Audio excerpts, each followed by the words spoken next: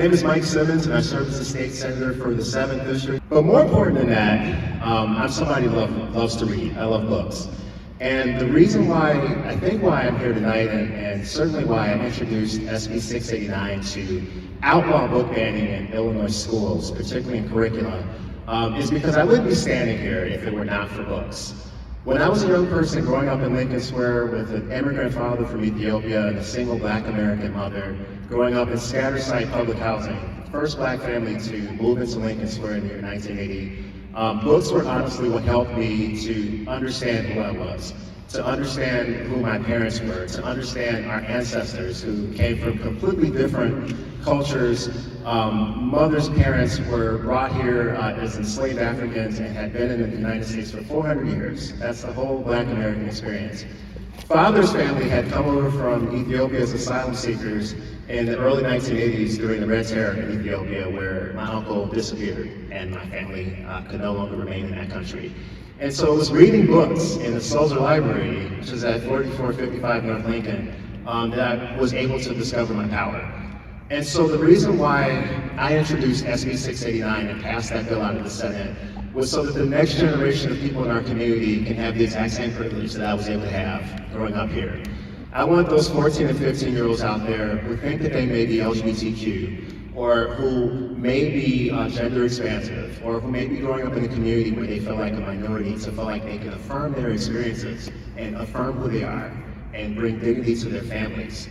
And so now that is the struggle that we all are engaged in. When Barack Obama was elected president and when the Supreme Court affirmed the right to marriage equality in 2015, I thought we had made it. I thought that we had made it, and I didn't think that in 7 or 8 years we would see people running for school boards in the northwest suburbs on a platform exclusively to ban books about LGBTQ people. And so my legislation passed out of the Senate, and we're confident that it'll move to the House because people understand how important and frankly how dangerous of an issue this is to our democracy. In Florida right now, it is illegal to talk about anything related to LGBTQ communities all the way up until the 12th grade. We know that in Florida that AP Black American history has been tinkered with so that Black Lives Matter can't be talked about. Black Lives Matter is a big part of why I decided to run for office. Seeing the George Floyd protest and seeing protesters from all racial and ethnic backgrounds in Uptown walking down Broadway saying that they've had enough of racial injustice in this country is one of the things that motivated me to become a candidate and become the first openly LGBTQ person to serve in the Illinois Senate. And so this is work that we have got to fight on. So one of the things that my bill does is specifically targets the types of book bans that we've seen in surrounding states, according to PEN America. So my legislation would protect books that have to do with race and ethnicity, books about people's religious and faith backgrounds, books about human rights activism, books about gender expansiveness, books about reproductive rights, books about sexual health, and books that are memoirs or autobiography. Those are literally the top targeted of the 2,500 books that have been banned just in the last year alone across the country. So we've got legislation that will close the door on that.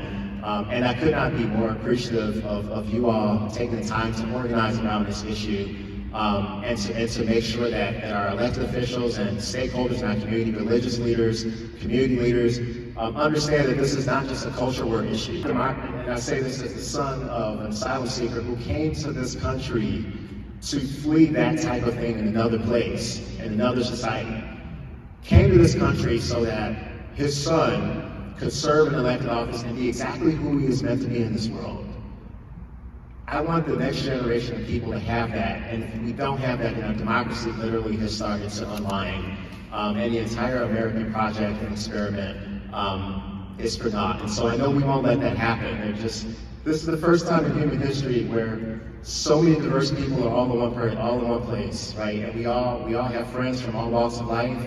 We try to stand with each other in times of crises, and so we got to fight for that dream. I believe deeply in that.